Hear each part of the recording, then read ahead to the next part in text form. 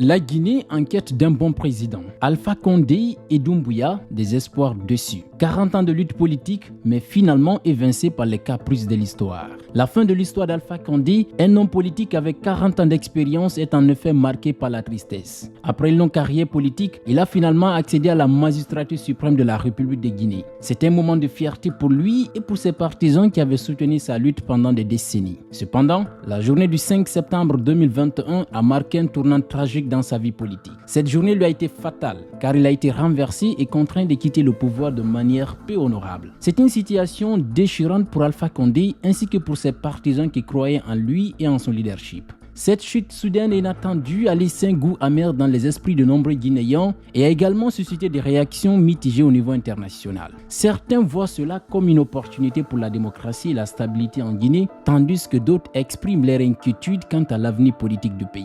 Quelle que soit l'opinion que l'on puisse avoir sur Alpha Condé et son règne, il est indéniable que son histoire politique a marqué l'histoire de la Guinée. Ses 40 ans de lutte, son accession au pouvoir et sa chute finale sont des événements qui resteront gravés dans la mémoire collective du pays. Maintenant, la Guinée se trouve à un tournant décisif, avec de nombreux défis à relever et des décisions importantes à prendre pour façonner son avenir politique. Espérons que cela se fasse dans la stabilité et le respect des droits de l'homme, afin de permettre au pays de progresser et de prospérer.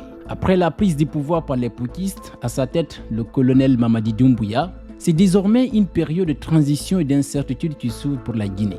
Devant les médias d'État, avec un ton de fermeté et d'assurance, l'ancien légionnaire français donne les raisons qui les ont poussés à mettre fin au régime Condé. Ensuite, il promet justice, liberté et démocratie, pour ne citer que ceci.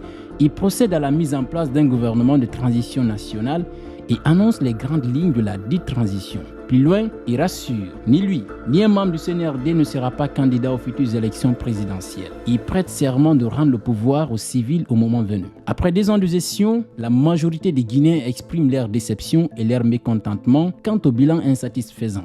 Mamadi Doumbouya a trahi les discours et engagements qu'il avait pris devant le peuple de Guinée lors de sa prise de pouvoir. La Guinée fait face à des crises interminables, avec une presse muselée et un accès restreint à l'information, notamment avec les coupures internet injustifiées. Le peuple se demande à quand cette transition prendra fin. Mamadi Doumbouya semble maintenant marcher sur les traces de ses prédécesseurs en adoptant un style autoritaire et en restreignant les libertés individuelles.